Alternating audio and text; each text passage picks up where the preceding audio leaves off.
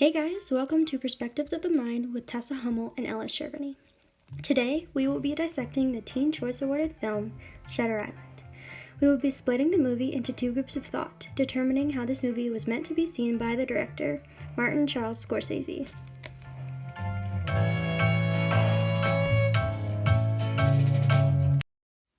Let's discuss the summary of this movie before we dive in. A young U.S. Marshal, Edward Daniels, is brought to a psychiatric facility on a remote island called Ashcliff due to the incident of a murderous patient escaping named Rachel Solando. Daniels is puzzled by the fact that the woman's room was locked, but she was still able to escape. After a while on the island and discussing with the head of the institution, Dr. Colley, Daniels and his partner Chuck start to notice suspicious actions and dark secrets in Ashcliff's walls. Edward, known as Teddy, will have to battle out the demons of the island and of himself.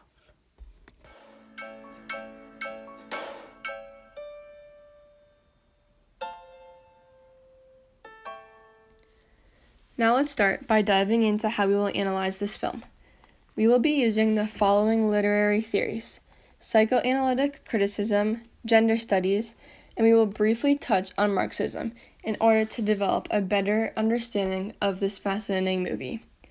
Let me briefly describe to you what these literary theories address.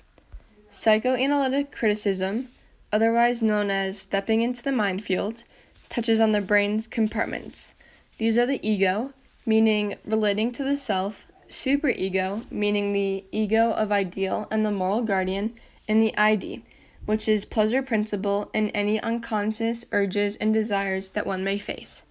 The unconscious, according to philosopher Freud, operates as a storehouse of all the painful experiences, repressing memories, and intense emotions that one may have faced. In order for the ID to protect itself from the unconscious, it uses defense mechanisms ranging from selective perception or hearing to displacement. These defense mechanisms, unfortunately though, can break down. Thus, the ID is prone to hurting us. When the defense mechanisms break down, we are bound to face anxiety on many different levels. Moving on, let's focus on gender studies.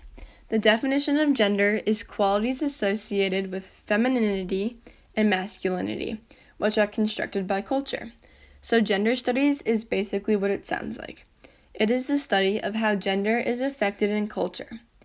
Finally, Marxism. Marxism is about the conflict theory that society is in conflict between the rich and the poor. It can be represented by a hierarchy among the social classes.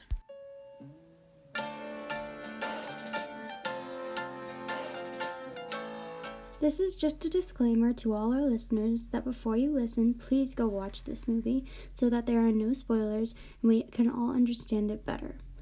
Now, I'm going to introduce the two theories that we have about how this movie actually ends.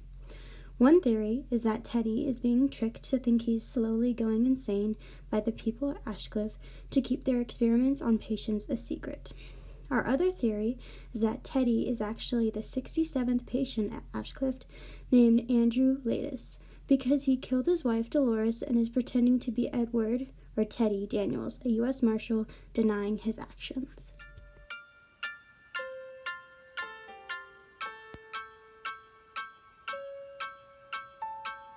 Let's start off with two notable scenes from the beginning of this movie that display major ideas of foreshadowing. In the first scene, we see Teddy and his partner Chuck arriving at Ashcliff. A small but important quote comes from the ferry captain saying, "The dock, it's the only way on or off." This implies the eeriness of the island and skepticism instilled into the detectives of whether or not this is a good idea. The second notable scene is when Teddy and Chuck arrive at the port of Shutter Island. Deputy Watt McPherson greets them. McPherson says that everybody is all on edge. Hold on to that thought, and I will reintroduce it to you in a second. Now, let me introduce you to Rachel Solando. Rachel Solando is a patient at Shutter Island who is housed in Ward B. Ward B is a housing unit for all female patients. Rachel supposedly killed her 3 children by drowning them in a lake behind her house, and her husband is said to have died along the beaches of Normandy during World War II. The staff at Shutter Island say that she stabbed herself when she was first admitted. This implies that she was pretty unstable. When Teddy and Chuck are investigating Rachel's room in Ward B, they find a note saying, "The Law of Four, who is 67. At first, they have no idea what this means, but as time passes by, they both believe that the riddle is saying that there is one more patient on the island. Now remember how I told you to hold on to the thought of how everyone is on edge? Well, so is Teddy. Teddy is on edge because Andrew Ladis is on the island. Andrew supposedly killed Teddy's wife by setting fire to their apartment building. Teddy is not let gone of this and is still on edge with him. This is related to psychoanalytic criticism because we see that Teddy has been having many migraines, which may be caused by all of his flashbacks that he has of his wife, all ending by her saying, "He's still here, Teddy. He's still here." This may be triggered from his anxiety, which is caused when his defense mechanisms start to break down. Overall, Teddy came to the island for two things. One, to solve the missing persons case of Rachel Solando, and two, to find Andrew Ladis, who supposedly killed his wife. The staff at Ashcliff claimed that Rachel Solando's escaping was impossible and seemed very nonchalant about her disappearance when questioned. While Teddy is interviewing the patients, he meets a woman named Bridget Kearns. He can tell that she and everyone else has been coached on what to say and has to slip him a note saying, "Run." Now, Ellen and I see this as a warning of how the institution of Shutter Island is more of a prison than a hospital. We see a note of Marxism here between mental states. We have the mental states that are supposedly healthy and the ones they are controlling that are damaged. With this movie, we never really know who is in the right and who is in the wrong. This is where our idea of Teddy being tricked comes from, the bourgeoisie over the proletariats.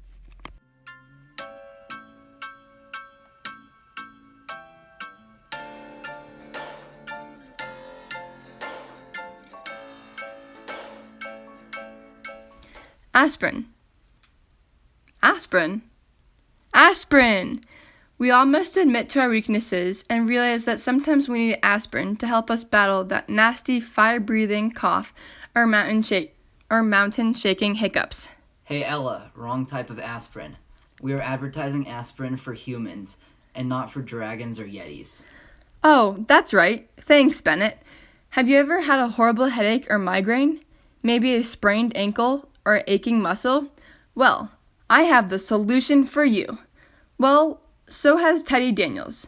In fact, he has had many migraines, and he often blames them on his seasickness. He isn't being rational about how strong his body is and what it can handle, but you can by taking Teddy's miraculous aspirin. It makes those migraines and other stabbing or throbbing pains go right away. One small pill and, poof, that pain is instantly gone. Try your own today for just $25 with free shipping. The pills can't get seasickness from traveling overseas. Now back to you, Tessa.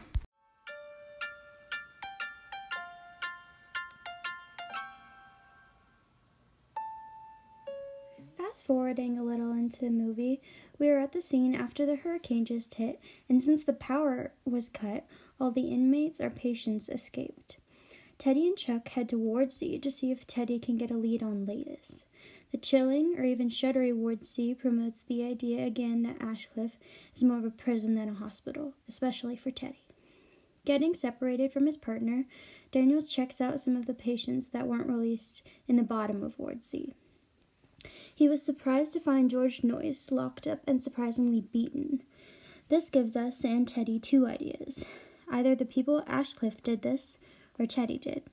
Noyce claims when conversing with Daniels that he beat him up because George called him by his real name, Andrew. This is the first instance that we see Teddy or Andrew being called the bad guy. We see a formation of an identity crisis here, and when that happens, said identity of the person is unknown to the truth. Not only does he experience this kind of fright about questioning his own identity, but he also has been experiencing many flashbacks that continue to get in his head. Throughout the movie, at random times, the flashbacks just come to him about his actual past or his so-called past. The ones that Tessa and I believe to be true are Teddy's flashbacks about being in the war. He said that he killed so many people it scarred him. He recalls one moment in the war where his side captured the enemy's soldiers and just shot at them until they all died.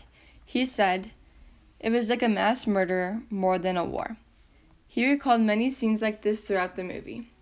Another flashback that came to him when he was talking to Chuck was about how Ashcliff was protected and surrounded by an electrical cable. Chuck responds asking how Teddy knew this. Teddy says that he had seen something like it before. He then recalls a time and has a flashback about when he was in a Nazi prison camp and electrical cables also ran along the walls, just like at Ashcliff. As soon as these memories flood into Teddy's mind, he immediately tries to avoid them. This is yet another way that he is trying to protect his identity. The flashbacks that Tessa and I believe to have a bigger chance of being false than true are those about his wife Dolores. We see that the scenes with Dolores always involve her being trapped in the apartment building where it is caught on fire, and then Teddy finding her there. He always tries to save her, but then she always says, "I am already gone, but he is still here." By the he, she is talking about Andrew Latis. The other flashback that is more like a nightmare is when Teddy sees Dolores killing her children. He tries to avoid this memory, though while also changing it. He changes it so that his wife is not killing their children, but Rachel, a patient, is killing her own. This is what is called selective memory, meaning modifying our memories so that we don't feel overwhelmed by them or even possibly forgetting painful events like this one completely. Selective memory is another form of protecting the ID, and Teddy uses this one as well. We're at one of the last scenes in the film where Teddy and Chuck have left Ward C and start investigating the island again. Chuck had found Andrew Latis' file in Ward C, and Daniel starts behaving peculiarly about it. This suggests his selective perception. Edward may not want to see what the file contains because he knows that his or Andrew's true life is in there. Teddy leaves to go to the lighthouse, but since he cannot reach the lighthouse, he returns to find Chuck gone. Daniels noticed Chuck, or his body at least, at the bottom of the cliff. When he goes to get him, no one is there. Then things take to more of a twist. Teddy notices a strange light coming from the cave up the cliff. Deciding to investigate, he starts to climb, but something even more abnormal happens. There are these vermin, or rats, blocking his way. Ella and I see them as a representation of lab rats or experimentees of the island, like the patients. When Teddy ultimately reaches the cave, he finds a woman. She claims to be the real Rachel Solando, who was an employee at Ashcliff. She noticed psychiatric drugs being shipped in, and no one wanted her to warn anyone about their experiments. One mentionable quote from her is when she asks Teddy, "If I say I'm not crazy, well, that hardly helps, does it?" That's the Kwafsky genius of it all. This plays into our idea of Teddy being deluded to think he is insane by Dr. Colley, because an unmentally stable person cannot argue.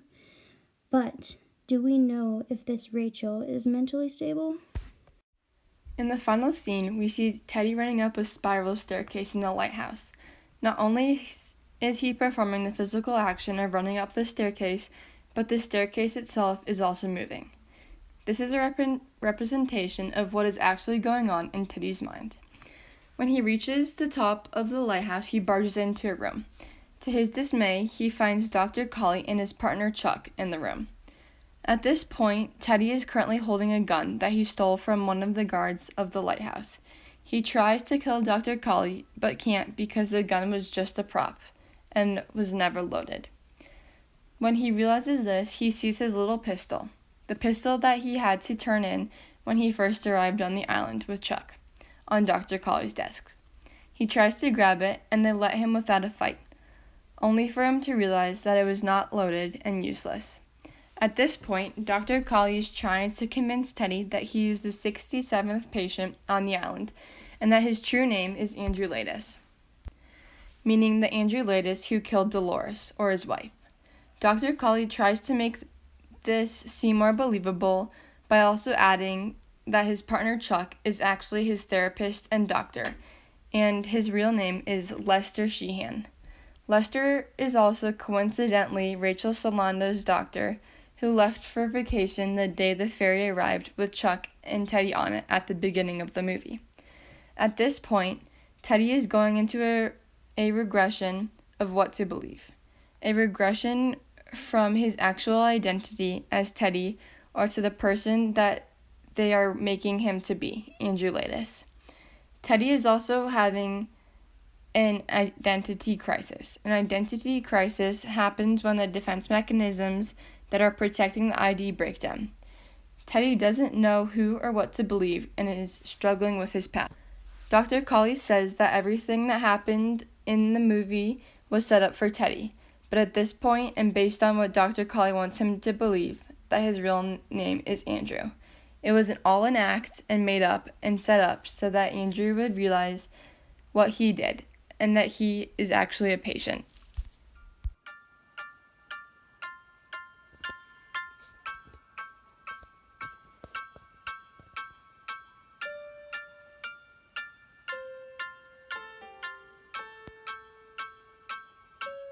Ultimately, the opinion of Ella and I about the actual ending of Shutter Island is that Edward Daniels is in fact a U.S. Marshal brought to the island to investigate a missing persons case.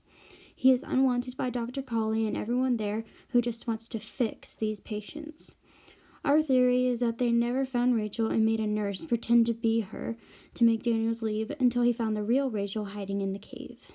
It was a very elaborate plan from the doctors there to deceive Teddy's mind, all to keep their experiments on innocent people a secret. We believe that Andrew Latis was the 67th patient there because he was actually a firebug and killed Teddy's wife. We do not see him because he could spill the truth too. The rest of the staff and patients he talked to were coached to lie. We also believe that Chuck was a part of it. He apparently dies falling off the cliff, but then we find him again claiming to be a doctor, Teddy's doctor. He was with Teddy the entire time to understand his mannerisms, to play Daniels better. But decide for yourselves with the words of Teddy, which would be worse, to live as a monster or to die as a good man. Well, that concludes our segment for today. Thanks for listening. Tessa and Ella out.